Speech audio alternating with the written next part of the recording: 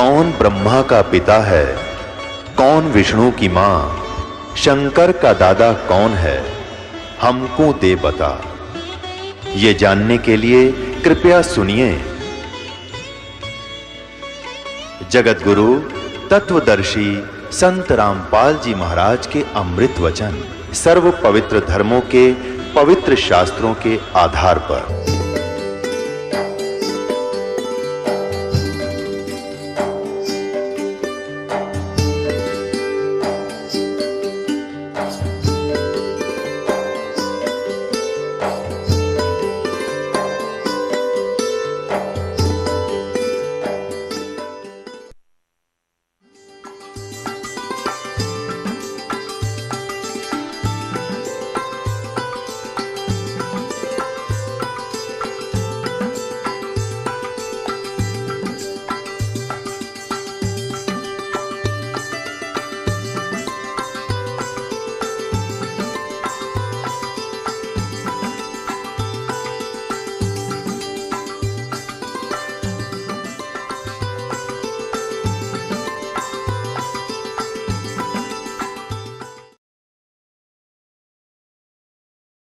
मासा घटे न तिल बधे, विद ना लिखे जो लेख, सच्चा सतगुरु मेट कर ऊपर मारे मेख। समर्थ का शरणा गहो रंग होरी हो, कदे न हो एकाज राम रंग होरी हो। समर्थ की शरण में आ जाने से फिर कभी अकाज नहीं होता। हम गलती करते हैं अपनी ही कमज़ोर अकल के कारण, या संसार की तरफ हम ज़्यादा देखने लग जाते हैं। पुण्यात्माओं, यदि आपने मोक्ष पाना है और यहाँ भी सुखी रहना है और सुख में सथल सथान सतलोक में जाना है, तो संसार की तरफ मत देखना। संसार कितने आपने खुशी मनाता दिखे, ये समझ लेना ये तो बालक खेल रहे हैं, बच्चे जिन्हें कोई काम नहीं। कोई डीजे बजा रहा है, कोई ब्याह शादी में नाच रहा है, कोई खुशी मना रहा है, त्योहार मना रहा है। इसे गंदे लोक में के त्योहार मनावे। एक भक्त ने, एक परिवार ने दीक्षा लिया दास से, इतना बुरा हाल था उनका। उन्होंने कहा कि आज 7 वर्ष हो गए हमने कोई त्योहार मना कर नहीं देखा। बड़ा परिवार है, कई बार बहन विधवा हो जाती है, कहीं घर में घटना घट जाती है, 1 वर्ष तक त्योहार मना नहीं सकते। 7 साल हो गया हमने त्योहार मना कर नहीं देखा। तो बताओ फिर मनाओ त्योहार। तो परमात्मा कहते इस गंदे लोक में के त्योहार मनावे। और के नाचे कूदे ब्याह के समय में एक लड़के का विवाह हो रहा था। पहले दिन तो डीजे बजाओ, घुट्टी लाओ, नाचे कूदे, पूरा उद्मस्ता रखा। अगले दिन दुर्घटना मृत्यु होगी उस दुल्हे की। बिहान जावा था राय में, रास्ते में। अब वो ये परिवार टक्कर मार रहा है, बुरा हाल हो रहा है, इकलौता पुत्र था। तो यहाँ संत कहते हैं इस गंदे लोक में, और तुम यहाँ खुशी मना रहे हो, घनी पी रखी तुमने। ये नशा ज़्यादा हो गया इस काल की भांग का। जब आपकी यह भांग उतरेगी, आप हंस के दिखाई दियो ढंगते, आपको पता चलेगा कहाँ फंसे हैं। 1 सेकंड में ना जाने के बिजली गिर जाए। आज खुशी मना रहे हैं, कल टक्कर मार के रो रहे होंगे। तो इससे भी बचने के लिए आपने इस परमेश्वर कबीर जी की शरण में पड़ा रहना होगा। और जो यहाँ से निकल जाता है, मर्यादा भंग कर दी, वो यहाँ से गया, फिर अन्य स्थानों पर बैठेगा। अब जैसे बच्चे स्कूल जाते हैं, पहले दास ने जब स्कूल जाना प्रारंभ किया तब हमारे यहाँ पढ़ाई की विशेष व्यवस्था नहीं थी। व्यवस्था स्कूल तो था मिडिल तक का, लेकिन एक रुचि नहीं थी पढ़ने और पढ़ाने की। तो मेरा साथी थे जो हम पहले पाली जाया करते पशुओं के, किसान परिवार में दास का जन्म है। तो वहाँ अपने मस्ती तक कूदने खेलने खूब ठाठ से, कोई काम नहीं था। फिर हम स्कूल जाने लगे तो जो स्कूल नहीं जाते थे वो क्या करते थे, कोई तो गधे पर बैठ के घूम रहा है शरारत करनी बच्चे अंदर, कोई तालाब में नहा रहा है, हाँ कोई कुछ कर रहा है। तो अब विद्यार्थी ने उसकी तरफ नहीं देखना चाहिए जो विद्यालय में नहीं जाता, जो विद्यार्थी नहीं है, वो तो अपने कर्म बिगाड़ रहा है। तो हमारे साथ के जो नहीं पढ़ा करते, वो हमने नो दिखा करते तो बड़े फरी हैं, कोई न दुख नहीं, हमने मास्टर भी पिटाई कर देते हैं और पढ़ना भी पड़ रहा है। तो हम इतने बंदिश में मान रहे थे अपने आप को। अब पता चला हम तो जूनियर इंजीनियर लगा दास तो, और वो वहीं पर मजदूरी कर रहे हैं, तो कितना अंतर हो गया। तो इसी प्रकार आप जी ने इस मार्ग में आप समझ लो विद्यार्थी हो, और जो भक्ति नहीं करते वो विद्यार्थी नहीं है। तो उनके सुख देखकर आप इस मूल उद्देश्य को भूल जाओगे तो आपको भविष्य में बहुत घना दुख हो जाएगा। तो इस कारण से संसार की तरफ ना देखना इस मार्ग पर चलने के लिए। और जो इस सत्संग को छोड़ जाते हैं उन्हीं के ऊपर अटैक होते हैं, काल उन्हीं को फिर हानि पहुंचा देता है मर्यादा भंग होने के बाद। उसके विषय में सूक्ष्म वेद में कहा है कि जो पुण्य आत्मा होती है, हंस होते हैं। हंस का क्या अर्थ है?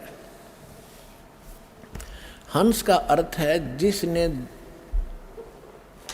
दूध और पानी को अलग अलग कर लिया। एक हंस पक्षी होता है, उस हंस पक्षी के अंदर परमात्मा ने एक ऐसा गुण दिया है कि उसमें एक गिलास दूध एक गिलास जल मिलाकर उसके आगे रख दो, वो चोंच डालती उसको अलग अलग कर देगा।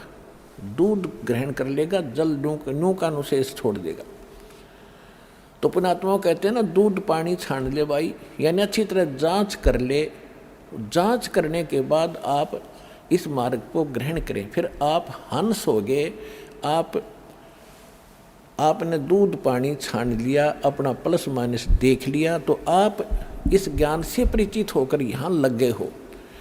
तो आप इस स्थान को छोड़कर नहीं जा सकते, चाहे कुछ भी बात हो, कितना ही आपने कोई वैभव दिखाई दे किसी का। और दूसरा, हंस के अंदर एक क्वालिटी होती है, एक और गुण दिया भगवान ने कि वो किसी सरोवर पर होगा, झील पर होगा, लेक पर, तो वहाँ वो उसकी पहचान है, वो ना मछली खाएगा ना मेंढक खाएगा, कीट नहीं खाएगा, वो केवल मोती खाएगा। और उसी की शकल का एक होता है बुगला। बुगला मोती नहीं खाएगा, वो ही खाएगा, मच्छी खाएगा, मेंढक खाएगा, कीड़े मकोड़े खाएगा। तो इतना अंतर हो जाएगा आप में और जगत में। जगत क्या खाता है? मांस खाएगा, शराब पीता है, बीड़ी पीता है, और फिर बकवाद करता है, डांस करता है, कि तो सिनेमा देखता है, फिल्म देखता है, बड़ी बड़ी कोठी बना कर अपनी टौर दिखाना चाहता है। तो वो तो समझ लो परमात्मा कहते हैं ये भगत के लक्षण नहीं है। फिर क्या बताया है कि जैसे, और मान लीजिए कोई व्यक्ति भक्ति नहीं करता और वैसे नेक आत्मा है, शराब भी नहीं पीता, मांस भी नहीं खाता, वो तम्बाकू का प्रयोग भी नहीं करता, नेक नीति से रह रहा है, तो भी अपना जीवन नाश कर रहा है। कैसे? जैसे 2 एकड़ ज़मीन है, 1 एकड़ ज़मीन को खूब संवार दिया, खूब बुरी अच्छी तरह घास फूस काट दिया, उसका निर्मल कर दिया संवार के, और बीज बोया नहीं। वो समराया खेत के काम आया जब बीज ना बोया। और दूसरा वो जिसमें झाड़ दंखाड़ जमे हैं उसमें कुछ वो संवारा नहीं, उसमें कोई अंतर नहीं। हाँ, उसमें अगर बीज डाल दिया जाता है तो उसका लाभ है। इसी प्रकार जो विकार नहीं करते और भक्ति नहीं करते वो भी व्यर्थ है। वो समारे हुए खेत की तरह समझ लो। और दूसरे जो कबाड़ करते हैं वो उस जिसमें सारा खरपतवार उग रहा है, झाड़ बोझड़े उग गए, वो समझ लो। तो संत की शरण में आने के बाद उन दोनों का कल्याण होगा। अब जैसे किसान है, उसको समरा खेत मिल जाए तो घना खुशी होता है, तुरंत बीज बो देगा, 1-2 बर्बाक है। और वो बंजड़ भी मिल जाता है तो उसका भी करता है इलाज। वो उसने काट के पीट के खोद के उसके सारे डंगे हटा कर फिर बोएगा। तो वो व्यक्ति भी जो भक्ति नहीं करते उनमें कबाड़ उग गया है। यहाँ आगे तो हमारे पास वो हथियार हैं सत्संग रूपी प्रवचनों के, उनके सारे डंगे काट देंगे और सतनाम का बीज बो के सफल करेंगे।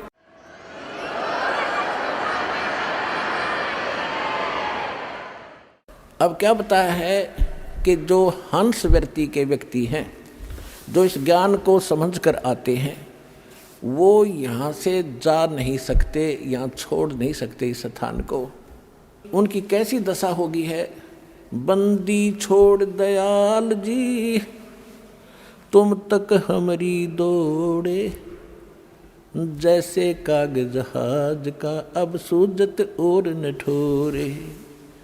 जैसे समुद्री जहाज के अंदर कौवे बैठकर चला जाता है, कौवा रात्रि के समय बहुत दूर निकल जाता है जहाज। तो पुराने समय में और जो कौवा जाता क्यों है, क्योंकि वहाँ वो यात्री खाना खाकर उसके को टुकड़े डाल देते हैं, वो खूब परिचित होता है कि खूब छकूंगा वहाँ पर मैं। तो रात्रि के समय वो निकल जाता है काफ़ी दूर जहाज, 100-200 किलोमीटर, तो वहाँ जहाज ही जहाज दिखता है या समुद्र, दूसरी वस्तु किनारा किधर दिखाई नहीं देता। और वो पुराने समय में क्या होता था, ये चालक होते थे जो जहाज के, उनके इसे इंस्ट्रूमेंट हुआ करते दिशा सूचक, और वो कई बार चुंबकीय जो चट्टान होती हैं उनके कारण उनके वो दिशा डिस्टर्ब हो जाती थी, बिगड़ जाती थी।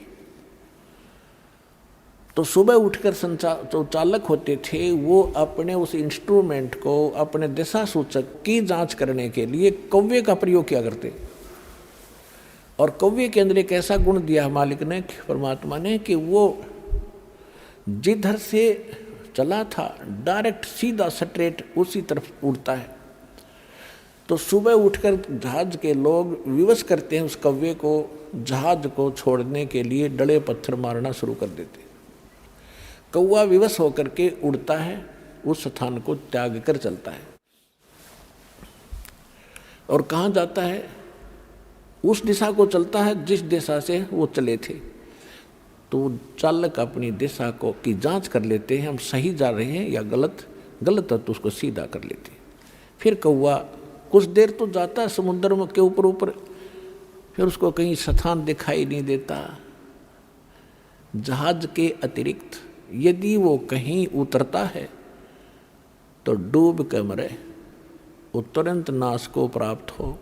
इसलिए घूम फिर के वापस ही उसी जहाज के ऊपर आके वो आश्रय प्राप्त करता है, और वही सुरक्षित स्थान है उस समुद्र में उस समय। तो पुण्यात्माओं, जब आपको ये स्थिति आ जाएगी कि इस विश्व में कबीर पर जैसा भगवान नहीं, हरीश रामपाल दास जैसा ज्ञान नहीं, और बरवाला आश्रम जैसा स्थान नहीं, और ऐसा भक्ति और विधि नहीं इस पृथ्वी पर, तो पुण्यात्माओं आपकी वो दशा होगी लास्ट में कि हे बंदी छोड़ दयाल जी तुम तक हमारी दौड़े, जैसे कागज जहाज का अब सूजत और न ठोरे।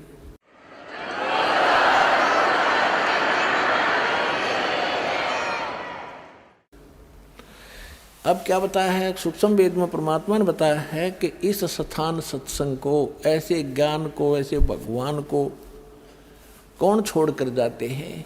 कहते न्योड़ नाद सुभान गति, ये लड़े भवंग हमेशे, जड़ी जान जगदीश है विष नहीं व्यापे शेष। अंश गवन करते नहीं मान सरोवर छाड़े, ये बुगले उड़ उड़ जाते हैं वो खाते मांसाहारे। अंश दशा तो साधु है सरोवर है सत्संग, मुक्ता हलबाणी चुग चढ़े नवेला रंग।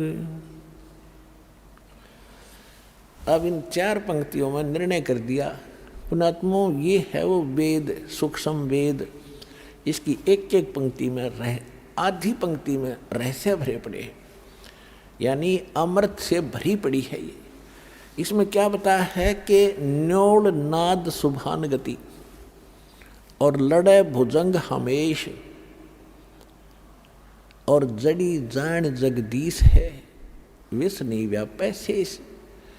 क्या बताया इसमें कि जैसे एक नेवला होता है, जानवर नेवला इस गिलहरी जैसा होता है, एक न्योल होता है, न्योल देसी भाषा में न्योल कहे, न्योल नेवला कह दें हम शुद्ध भाषा।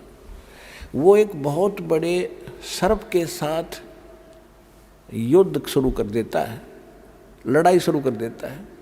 लेकिन वो लड़ाई कैसे करता है, एक जड़ी होती है, एक बूटी होती है जंगल में, उसके निकट जाता, उसमें से कुछ महक निकलती है, उसको अपने श्वास के द्वारा ग्रहण कर लेता है, अपने सांस में भर लेता है और उस सर्प के सामने आकर आमने सामने होकर श्वासों से उसको छोड़ देता है।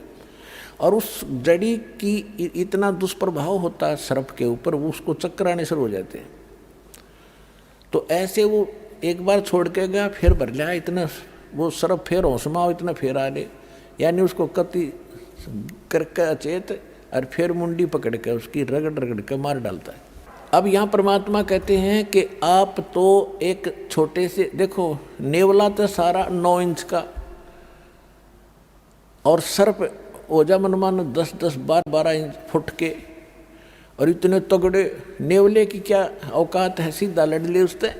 तो आप तो समझो हम तो हैं नेवले और यू काल है सांप, मारी अब इसके साथ लड़ाई होगी शुरू।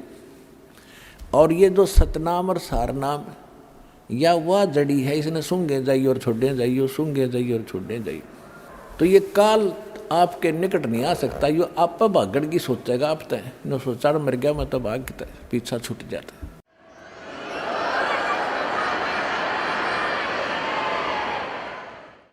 न्योल नाद सुभान गति, ये लड़त भुजंग हमें से, जैसे न्योला सर्प के साथ लड़ता है, ऐसे वो नाद, वो शब्द, वो मंत्र, उस जगदीश का जो मंत्र है, उस परमात्मा का यथार्थ जो मंत्र है, वह वो जड़ी है। विष्णु व्यापै शेष, शेष नाग 1000 फलों फन का, यानी छोटे मोटे देवी देवता तो समझ लो सर्प, और काल ने समझ लो शेष नाग 1000 फणों वाला। कहते वो भी निकट नहीं आ सकता आपके इस परमात्मा के सच्चे नाम के सामने, काल भी आपसे कोसों दूर रहेगा।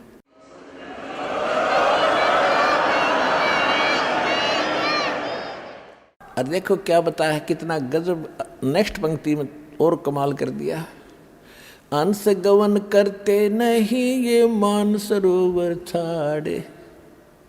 हंस, हंस, आप हंस हैं तो तत्व ज्ञान को समझ कर आए हो, आपने दूध और पानी छान लिया।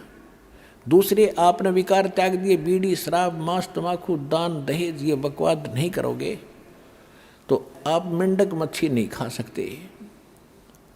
कहते हैं जिनका अनसा देश सुदेश का और पड़ा कुदेशा आए, जिनका चारा मोतियां वो गोग्यों क्यों पतियाए। ओए होए, कितनी प्यारी वाणी बोल रखी है कि ये जीव, ये हंस मेरा बच्चे उस सुदेश के थे, अच्छे लोक में रहा करते थे, और ये गिर गए इस कुदेश में, बुरे देश में आ गए। और जिनका चारा मोतियां, जो हंस मोती खाते हैं वो घोग्यों क्यों पतियाए। घोगे यानी कीड़े मकोड़े, आपने देखे होंगे, ये संकले से है ना, छोटे छोटे जीव होता है ना, मांस का टुकड़ा सा, और ये जो कौवे हैं बुगले हैं ये उन घोग्या ने खाया करे, कीड़ा ने। तो कहते जिनका चारा मोतियां, जिनको ये पता लग गया हम तो सतलोक के रहने वाले हैं, ये गंद थोड़ा ही खाया करते हैं, मांस खाना, शराब पीना, बकवाद करना, तमाकू पीना, ये हंसों के काम है, अच्छी आत्माओं के काम थोड़े ही है। तो जब आपको कहते हैं हंसा देश सुदेश का और पड़ा कुदेशा आए, और जिनका चारा मोतियां वो घोग्यों क्यों पतियाए। घोग्यों के ऊपर कैसे प्रसन्न होंगे वो नहीं खा सकते। राम नाम के मोती खाएंगे, परमात्मा के गुण गाया करेंगे, रोज डेली भक्ति करेंगे, दान करेंगे, धर्म करेंगे, इनका तो ये थे वो मोती, ये खाने चाहिए थे। परमात्मा कहते हैं चारों युग में मेरे संत पुकारे, और कूक कहा हम हेल रे, ये हीरे माणिक मोती बरसे, ये जग चुगता ढेल रे। परमात्मा कहते हैं चारों युग में मैं आया और जिन प्यारी आत्माओं से मैं मिला उनको ज्ञान दिया। उन्होंने और हम सब ने मिलकर ऊंचे ऊंचे स्वर में ढोल पीट पीट के आवाज़ लगा ली रही, ये ज्ञान गलत है, ये भगवान भक्ति करण के नहीं है। तीन देव की जो करते भक्ति, उनकी कदे ना होवे मुक्ति। 600 वर्ष पहले भगवान कहा करते थे, और वही महापुरुष कहा करते थे जिनको भगवान मिले थे, जिनके शुभ नाम दास ने बहुत बार आपको बताए हैं। तो यहाँ कहते हैं चारों युग में संत पुकारे और कोक कहा हम हेल रे, हेल माने रुके दे के आवाज़ लगा के, हीरे माणिक मोती बरसे, ये जग चुगता ढेल रे। तो ये राम नाम के मोती हम बेखारे गली गली। तो यहाँ कह रहे हैं कि हंसा देश सुदेश का वो पड़ा को देसा आए, जिनका चारा मोतियाँ वो गोग्यों क्यों पतियाँ में। यहाँ पर 80% व्यक्ति ऐसे हैं जो शराबी थे, मांस खाया करते, जो कहते हुक्का बीड़ी छूटता नहीं, खूब कोशिश कर ली, आज सब ने त्याग दिया। कोई एक आधा कर्महीन लुकमा सुकमा पीता होगा तो उसका चोट लगेगी, उसको हानि घनी होगी, वो फिर दुर्गति करा के छोड़ेगा। तो यहाँ हम अलाउड नहीं करेंगे उस व्यक्ति को जो मर्यादाहीन है, उसको लाभ नहीं होगा, उसको हानि होगी। फिर वही लोग ये समझेंगे जनता कि इन्हें नाम भी ले रखा, इसको हानि क्यों हो रही है। तो हानि तो वो खुद कर रहा है जो मर्यादा तोड़े बैठे, वो चाहे सार नाम भी प्राप्त कर लियो, उसका कितना ठिकाना नहीं है। तो इस प्रकार यहाँ क्या कहा जाता है कि हंसा देश सुदेश का पड़ा को देशा आए। अरे पता लगे उस दिन छोड़ दिया आपने, त्याग दी, बाढ़ में जाओ भाई, हम नहीं टच भी नहीं करेंगे थे कुछ भी हो। अफीम तक खाते थे, स्मैक तक पीते थे, उन्होंने छोड़ दी। 1-2 दिन तो दिक्कत आई, फिर मालिक ने सहारा दिया अपने बच्चों को, राजकती याद भी नहीं आती उनको।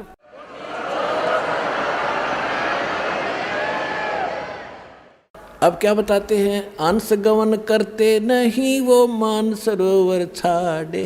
हंस जिन्होंने दूध पानी छान लिया, वो प्यारी आत्मा, यानी दूध पानी छानने का मतलब है कि ज्ञान सुन लिया, प्रमाण देख लिए, सदग्रंथों से मेल कर लिया, बस खत्म हुई कहानी। अब आप इंटरव्यू में सुनते हो, भक्तों के अनुभव सुनते हो, प्रत्येक की जुबान पे ये है कि पृथ्वी पर ऐसा ज्ञान नहीं, ऐसा भगवान नहीं, ऐसे सुख हम आज तक सोचे न देखे जो हमको मिल रहे। तो भगवान को इसलिए खोजा करते थे कि वो इसे सुख देता ही देता है, भगवान ने ना मिला था हमने। परमात्मा मिलने के बाद फिर दुख के मांगा आपके, वाह भाई वाह।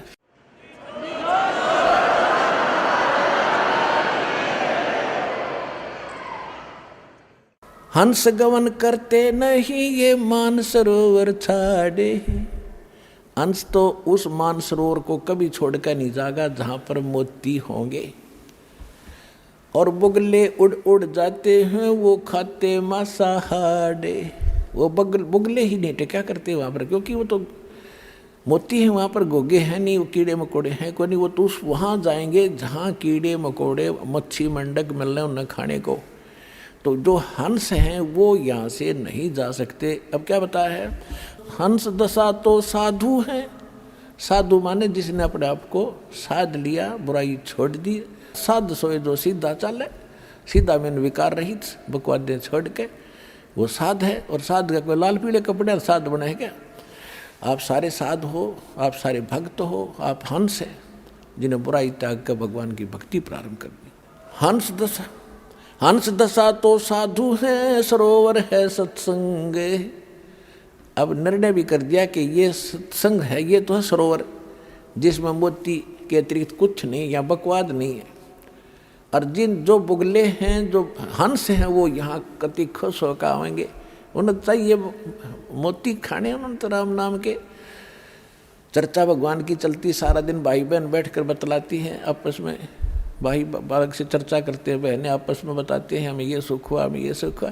तो ओनों का भी दिल डटता है कि सच में हमें भी कभी ना कभी मारी भी सुनाई होगी इस सच्चे दरबार में। जब सबकी हो रही है तो होगी सबकी, लेकिन आपने हिम्मत रखनी पड़ेगी, को थोड़ा समय देना पड़ेगा दाता को। धीरे धीरे रे मना धीरे सब कुछ हो, माली सींचे सोगड़ा, समय आए फल। एक आम के पौधे को हम बोते हैं, पहले गुठली बोएंगे, बीज, फिर धीरे धीरे कई दिनों में तो अंकुर दिखेगा उसका, फिर पेटा भरेगा, कहाँ के में चिमका थोड़ा सा, फिर धीरे धीरे उसके 2 पत्ते आएंगे, फिर 4-5 हो जाएंगे, फिर धीरे धीरे, यानी उसकी सिंचाई प्रॉपरली करते रहना। और नू ना देखना कि 15 दिन के बाद इसके आम तो ना लगे, आम लगेंगे, थोड़ा समय दो। और एक बार करके देखो पूरा, उसने इतने आम लगेंगे, खुद भी खा लोगे और पड़ोसी भी तोड़ लेंगे, रिश्तेदारी में भेज दोगे तो भी खत्म ना होगी। तो ये राम नाम का बीज वास्तविक पूर्ण परमात्मा आपको अब मिले हैं। जो बीज बोया है आपने, इसको एक बार सिंचाई करो इसकी, दान धर्म से, भक्ति सिमरण से, और देखना फिर आपके सामने आपके मुंह का थूक सूख जाएगा। ये बताते बताते दूसरों को कि मुझे के लाभ दिया, आधे तब भूल भी जाओगे, याद भी ना रहेंगे, 5-6 याद आया करो, बताएं पास को ये और रह गई, ये और सुख दिया भगवान ने।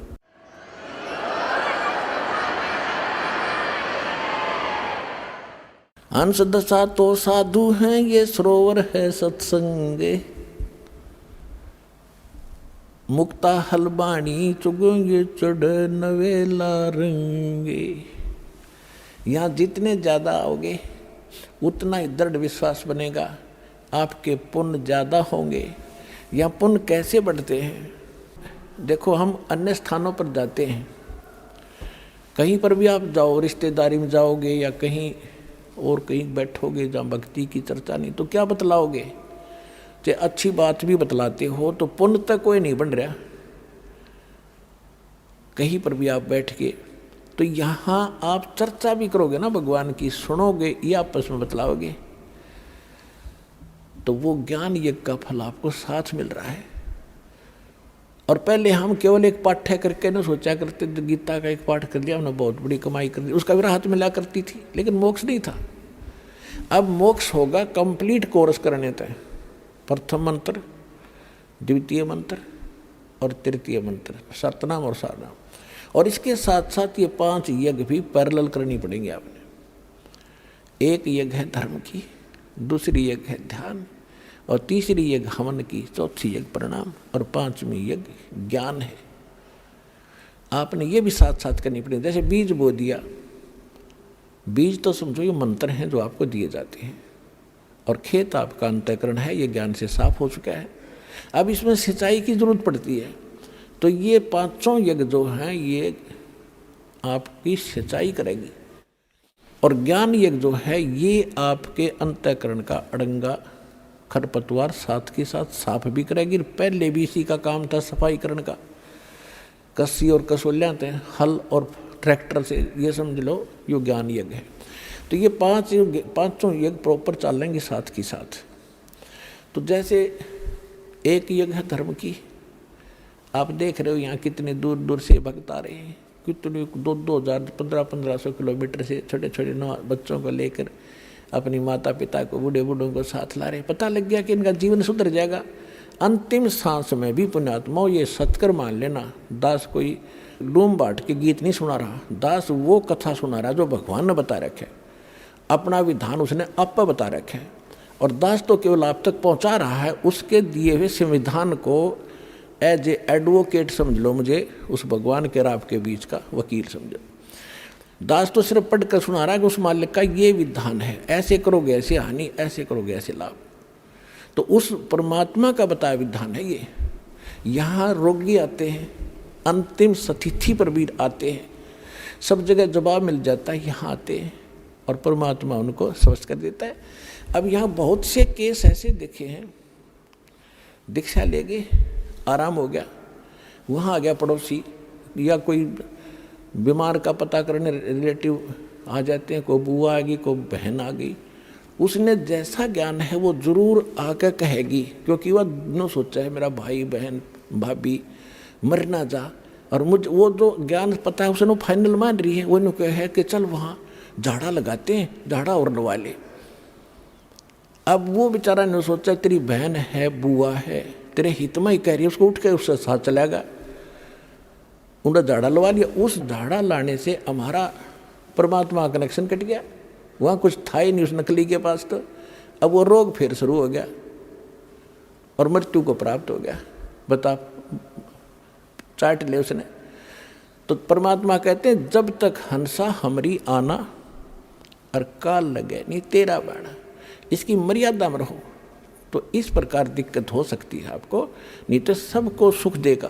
और फिर बात ये रही कि जैसे नाम ले लिया, नाम लेने के बाद भी जब मृत्यु हो जाती है, ये समझ लो उसका मनुष्य जीवन गारंटीड है उस भगवान के दरबार में। 9 महीने 10 महीने के बाद फिर आ लेगा नया कपड़ा पहन के और फिर भक्ति शुरू हो जाएगी। और यदि मर्यादा में रहेगा तो मोक्ष होगा, स्वस्थ भी होगा और मोक्ष होगा, दोनों काम होंगे। तो ये वो सच्चा स्थान है।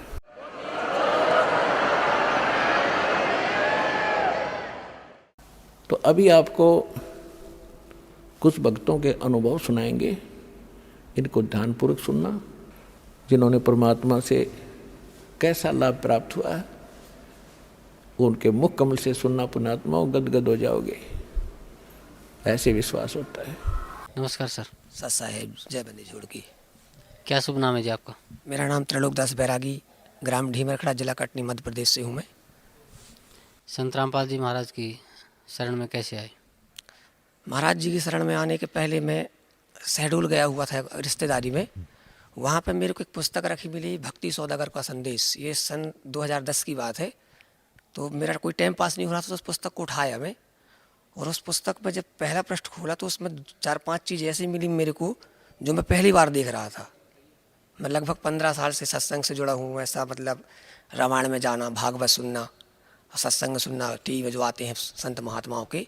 तो पहले पृष्ठ में जो चीज़ मैंने पढ़ी वो पहली बार मैं अपनी लाइफ में उस टाइप के मैटर पढ़ रहा था कि कबीर साहिब पूर्ण परमात्मा है। वो यजुर्वेद में उनका जिक्र है, ऋग्वेद में उनका जिक्र है, बाइबल में उनका जिक्र है। तो मैंने बोला भाई साहब ये किताब कहाँ से मिली आपको? बोले हम मंगाए हैं सतलोक आश्रम हरियाणा से मंगाए हैं इसको। तो हमने कहा किताब हमको दे दो। तो बोले किताब तो नहीं मिलेगी क्योंकि यहाँ मध्य प्रदेश में कहीं भी नहीं मिलती। उनने मेरे को नंबर दिया कि आप ये नंबर लो, इस पर बात करोगे तो किताब वहाँ से आ जाती है। मैंने उनका नंबर लिया और तत्काल आश्रम में फ़ोन लगाया। तो उन्होंने बोला आप अपना पूरा एड्रेस लिख के हमको मैसेज करिए। तो हमने मैसेज जैसे ही किया तो 7 दिन के अंदर हमको ज्ञान गंगा भक्ति सौदागर को संदेश और साथ में एक किताब करौथा कांड से उसमें था, वो किताब मिली। मैं वो पुस्तक को पूरा 1 हफ्ते के अंदर पढ़ा, भक्ति सौदागर संदेश और करौथा कांड को। तो उसमें वेबसाइट भी डला था नीचे। तो मैंने कहा क्यों नहीं वेबसाइट निकाल के वेबसाइट देखी जाए खोल के इसमें किसी माध्यम से। तो जब वेबसाइट खोल के उनकी सीडी निकालवा के जब मैं घर में ला के सीडी देखा तो गुरुजी जो चारों वेद 18 पुराण जो भी मतलब बताते हैं उसका प्रत्यक्ष प्रमाण देते हैं गुरुजी। ये देख के मैं रह गया दंग कि अभी तक जितने भी सत्संग सुना मैं टीवी में, जिसके भी सुना, चाहे वो निर्मल बाबा के कार्यक्रम वाले हों, चाहे आसाराम बापू जी के हों, चाहे वो देवकृंद्र ठाकुर महाराज जी के हों, चाहे अभिलाष दास जी के हों, मगर इस टाइप के ग्रंथ खोल के कोई नहीं दिखाता प्रमाण सहित। ये पहले संत हैं जो अपन को पूरा प्रमाण प्रस्तुत करके दिखा रहे हैं। अब मैं कभी यहाँ आया नहीं था, मतलब मध्य प्रदेश के बाहर कभी नहीं गया था। मेरे अंदर जिज्ञासा जगी कि आश्रम जाके देखना चाहिए कि आखिर हकीकत क्या है यहाँ की। तो मैं एक व्यक्ति को पकड़ा, मैं कहा मेरे साथ हरियाणा चल पड़े, भले मेरे से किराया ले ले तू, मेरे साथ चल, क्योंकि मैं कभी गया नहीं बाहर, 100 किलोमीटर के बाहर कभी नहीं गया। हरियाणा पता नहीं कहाँ पे मेरे को नहीं मालूम, मैं दिल्ली भी नहीं देखा था कभी। एक व्यक्ति को साथ में लिया मैं और चल दिया वहाँ से। और जब मैं यहाँ आया तो दिल्ली में उतरा तो इस तरफ का रास्ता पता नहीं था मेरे को, तो हमको बाई बस आना पड़ा। तो हम यह रोहतक पड़ता है, रोहतक से हम 4 व्हीलर में जब चले इस तरफ को, तो उन्होंने पूछा 4 व्हीलर वाले का आप जा कहाँ रहे हो? हमने बोला वहाँ जाना है हमको, बरवाला। बोले कहाँ? हमने कहा सत्यलोक आश्रम जाना है। बस हमने उन्होंने कहा सत्यलोक आश्रम जैसे ही बताया, उनने दुनिया भर का बताना शुरू किया हमको। अच्छा आप वहाँ रामपाल जी महाराज के आश्रम जा रहे हो, फला करौथा में ऐसा हुआ था ठिकाना, मतलब उनने एक प्रकार से आलोचना करना शुरू किया। हम सुनना शुरू किए, हाथ जोड़े बैठ रहे। अब हमको क्या पता, पहली बार आ रहे थे हम, यहाँ क्या हुआ है। करौथा कांड किताब पढ़ चुके थे मगर इसलिए उनकी बातों को हम बड़े ध्यान से सुन रहे थे। लेकिन हमको लगा था कि यहाँ के लोग तो वही जानेंगे जो देखे हैं। हम फिर भी आश्रम आए। जिस दिन मैं यहाँ आश्रम आया था उसी दिन इस आश्रम का उद्घाटन था। पहला सत्संग था ये आश्रम में, जब मैं पहली बार आया था यहाँ। ये आश्रम बनना भी नहीं था, शुरू हुआ था उस दिन। गुरुजी का सत्संग जब सुना, 1 दिन 2 दिन सत्संग सुन लो मैं यहाँ रह के, नाम दान लिया। और नाम ना लेके ये सोच के चला गया था कि ये जो गुरुजी मंत्र देते हैं इसको मैं जाके देखूँ तो कि क्या है इसमें। और घर में जाके पूरा मैं गुरुजी की बताई विधि से मंत्र, उसमें था कि आपको 4 महीने में एक बार आना है। इसके पहले कि मैं 4 महीने के पहले आता, दोबारा मेरे को कुछ साथ नहीं मिला तो मैं नहीं आ पाया, तो मेरा नाम भी खंड हुआ बीच में। फिर मैं 5-6 महीने में आया, दोबारा नामदान दिया, फिर दोबारा नामदान दिया, फिर आना शुरू किया। और इंतज़ार करते करते मेरे एक पुत्र हुआ था।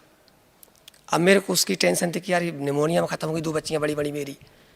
और 3 महीने बाद वही मर्ज जो है मेरे बालक को हुआ, निमोनिया वाला। तो मैं लगभग 3-4 डॉक्टर को दिखाया, पूरे MBBS थी। जैसे कि उमरिया पान में MBBS डॉक्टर जो रिटायरमेंट CMO है, सिहुरा ले गया। तो एक दिन अचानक बालक मेरा बेहोश होता है सुबह 9 बजे। अब बेहोश हुआ तो मेरे को लगा कि इसका काम ख़त्म होगा, क्योंकि बच्चियाँ उसी में ख़त्म हो गई मेरी। 5 में से 3 ही बची थी, वो पहले ख़त्म हो गई। तो मेरे को लगा बालक को भी यही हो गया। लेकिन पत्नी रोने लगी मेरी, तो मैं उसको लेकर, मैं कहा रो मत, आप चलो इसको लेकर अस्पताल चलते हैं। तो मैं जब उमरिया पान ले गया तो वहाँ के डॉक्टर ने देखा तो बोले यार इसको नहीं कर सकते हम कुछ, क्योंकि इसके अंदर कुछ भी नहीं हो रहा है। तो उन्होंने बोले काम करो, इसको सिहुरा दिखा लो किसी डॉक्टर, अच्छे डॉक्टर को। मैं सिहुरा लेके भगा उसको। अब जैसे उसको सिहुरा लेके गया मैं, तो वहाँ भी डॉक्टर पाठक करके, वो भी MBBS है। उन्होंने कहा बेटा ये मेरे बस की बात नहीं है, अगर इसको कोई ऑक्सीजन देने की कोशिश करे तो शायद कुछ हो सकता है, क्योंकि इसके अंदर कुछ भी नहीं है हमारे हिसाब से। मैं तत्काल 4 व्हीलर किया वहाँ से और जबलपुर भागा। भारत हॉस्पिटल बच्चों का वहाँ हॉस्पिटल है, और वहाँ भी दिल्ली के और बॉम्बे के डॉक्टर इलाज करते हैं, वहाँ उसकी मैडम भी है। मैं वहाँ ले गया तो उस डॉक्टर ने भी देखा बहुत देर तक, सुई गच्चू गच्चे के उसे लगा के बोले इसमें तो कुछ भी नहीं हो रहा, कब कितनी टाइम से बेहोश है? हमने कहा सुबह 9 बजे से बेहोश है लगभग। तो वो पता नहीं क्या पति पत्नी बात की, दोनों डॉक्टर और मैडम, इसको भर्ती करें कि ना करें, इस टाइप से बात कर रहे थे वो। हमको लगता है हमारा बालक ख़त्म हो गया, इसलिए इस टाइप की बात कर रहे हैं।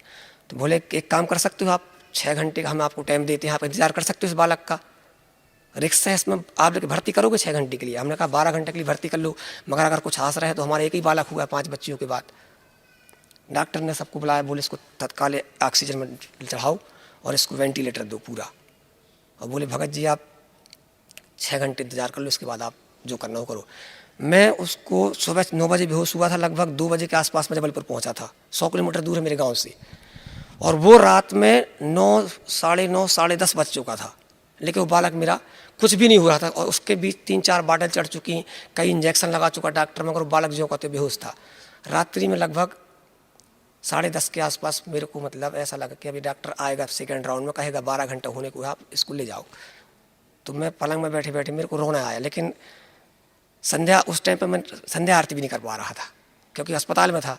लेकिन मेरे को लगा मैं संध्या आरती करूँ, तो मेरे को अचानक याद आई भक्ति सौदागर संदेश में लिखे हुए भक्तों की वो जो चमत्कार थी। मेरे को चमत्कार याद आया कि यार इस टाइप में अगर गुरु जी की शरण में जब भी जो भी गया है या उनको याद किया है दिल से, तो उनने परमात्मा ने हेल्प की है इस टाइप से। तो मैं रोते हुए पलंग पर बैठे बैठे और वहीं पूरा संध्या आरती किया और जाप किया गुरु जी का। अब रात में जब 12 बजे डॉक्टर आता है तो कहता है क्या स्थिति है बालक की बेटा? तो मैंने कहा ये तो जैसे मैं लेके आया था 9 बजे उसी टाइप से अभी भी कुछ पंपिंग नहीं कर रहा, कुछ कर रहा है। तो उसने बोला इनकी फाइल लेके आओ और लास्ट वाले इनको इंजेक्शन लगा के इनको छुट्टी दे दो आप। तो इनको मतलब इनकी पर्ची काटो तक कि सुबह ले जा। बोले मैं 4 व्हीलर भी नहीं छोड़ा था उस टाइम तक कि जितनी टाइम में ख़त्म हो जाएगा बालक, तो मेरे को 4 व्हीलर कहाँ मिलेगी उस टाइम पे। तो मैं उसको भी नहीं छोड़ा था कि भैया मेरे से किराया ले लें, मगर रुके रहना यहीं। डॉक्टर बोले कि इनको अंतिम सूजी लगा के इनको बाल्टा निकाल के छोड़ देना इनको। तो नर्स जब आई तो सूजी उसमें जब भरी और यहाँ जांघ पे लगाई उसको लास्ट सूजी, और जैसे ही जांघ पे सूजी लगी बालक के, वो बालक रोना शुरू किया अचानक। ऐसा नहीं रोया जैसे उस महीना भर से न रोया हो, इस टाइप से उसने रोना शुरू किया।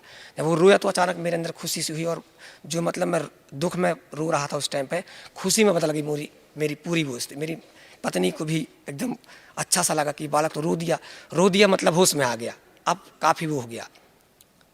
डॉक्टर ने मेरे सर पर ऐसे हाथ फेरा, बोला बेटा तू जीत गया, अब तेरा बालक ठीक हो जाएगा।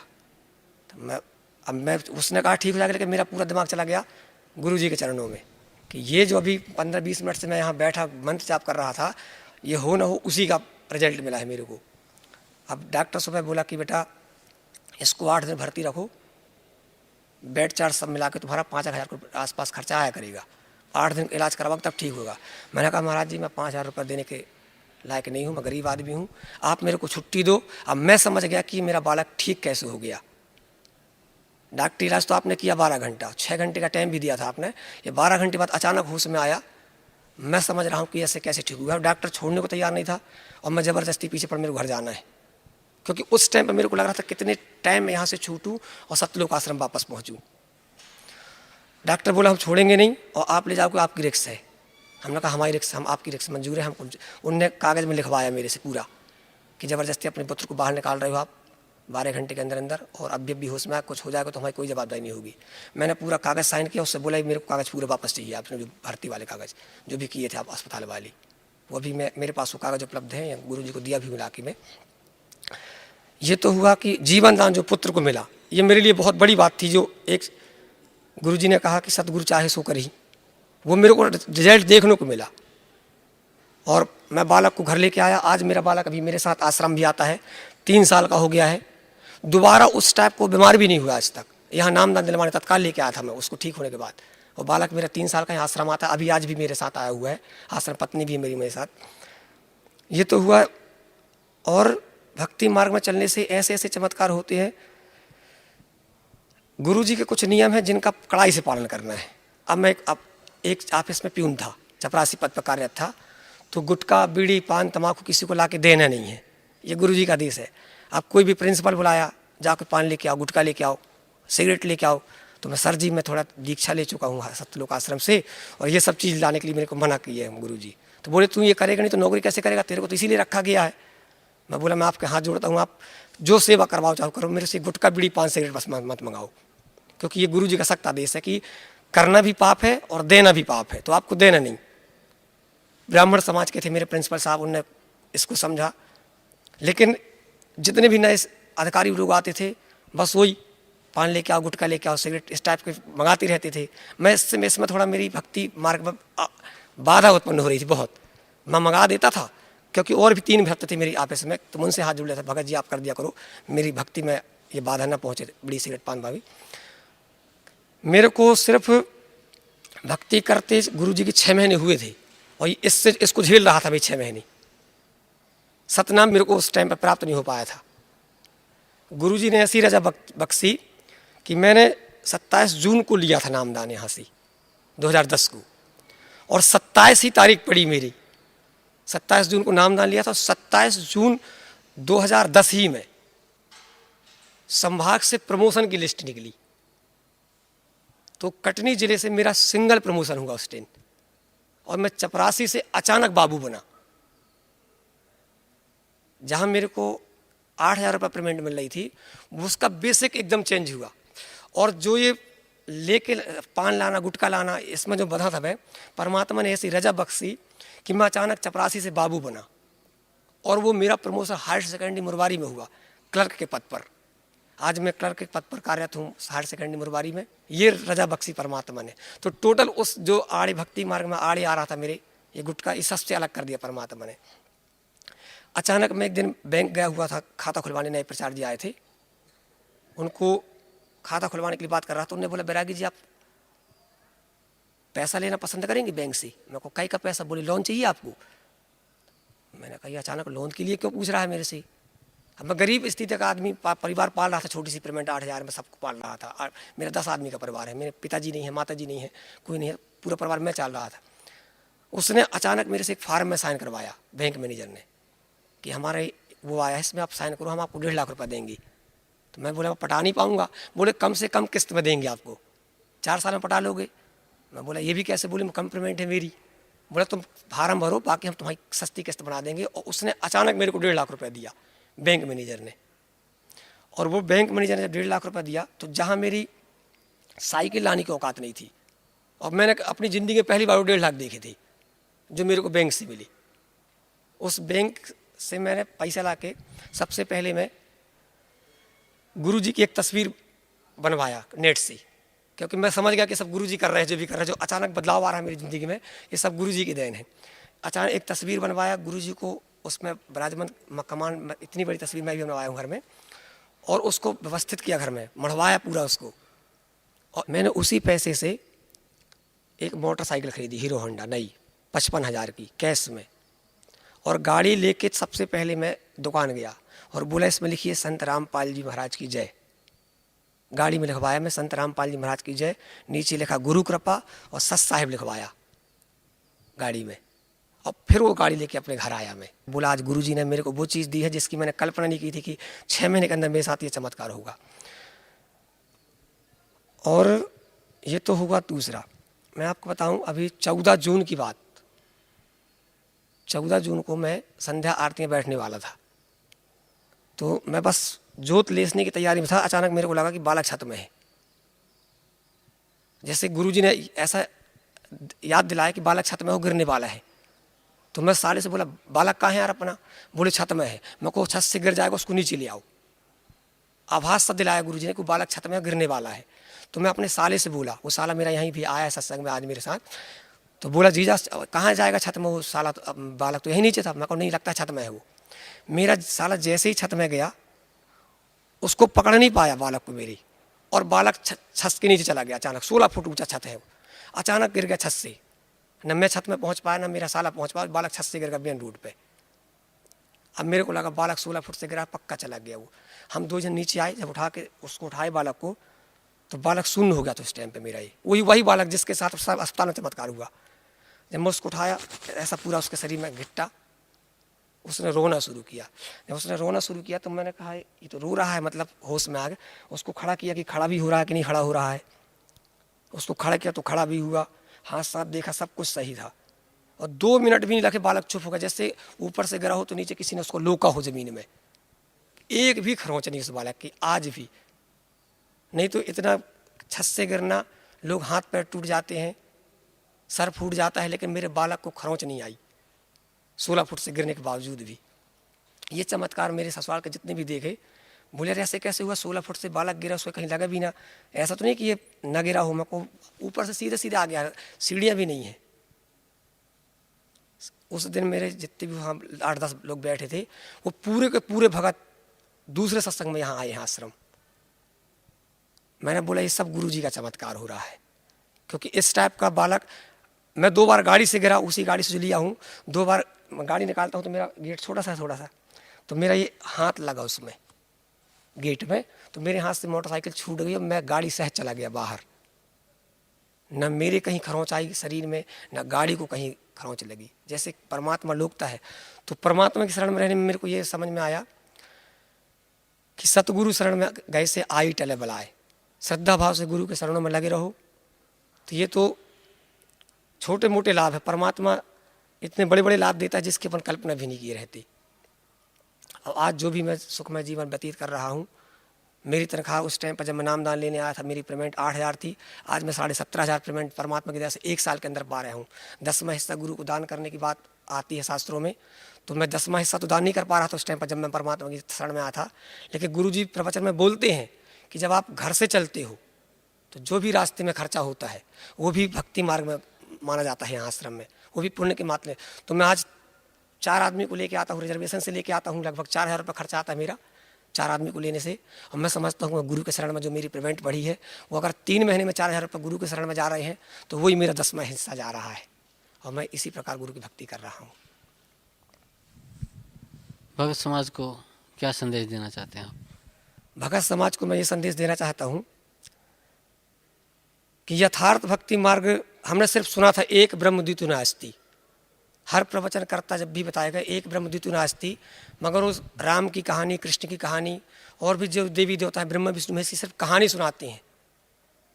जैसे हम बचपन में दादी की कहानी, दादी माँ से कहानियाँ सुनते थे और वो सुला देती थी, इसी प्रकार रोचक वाणी, यथार्थ वाणी, 3 प्रकार की वाणियाँ होती हैं अपने शास्त्रों में, रोचक वाणी, यथार्थ वाणी और भयानक वाणी। तो ये हाथ साथ देखने वाले भयानक वाणी बताते हैं, हाथ देखे तेरे साथ ये हो जाएगा, वो हो जाएगा, दुनिया का धन फन बता के डराते हैं। फिर तू ये पूजा करवाएगा तो ऐसा हो जाएगा, इससे हमारा धन लूटते हैं। रोचक वाणी प्रवचन करके, रोचक वाणी प्रस्तुत करके लोगों को लुभाते हैं, उससे उनका धन लूटते हैं। और जहाँ तक यथार्थ वाणी की बात है, तो यथार्थ वाणी सिर्फ रामपाल जी महाराज के अलावा इस पृथ्वी में किसी संत के पास नहीं है। रोचक वाणी में लोग फंसे हुए हैं और भयानक वाणी फंसे हुए हैं, जहाँ तक यथार्थवाणी का सवाल है तो यथार्थवाणी इस पृथ्वी में संत रामपाल जी के अतिरिक्त किसी के शरण में नहीं है। और जिसको यथार्थवाणी चाहिए वो सतलोक आश्रम में आए, गुरु जी से नामदान ग्रहण करे और अपना सत्य मार्ग पकड़ के अपना कल्याण कराए। जी धन्यवाद आपको बहुत। साहिब।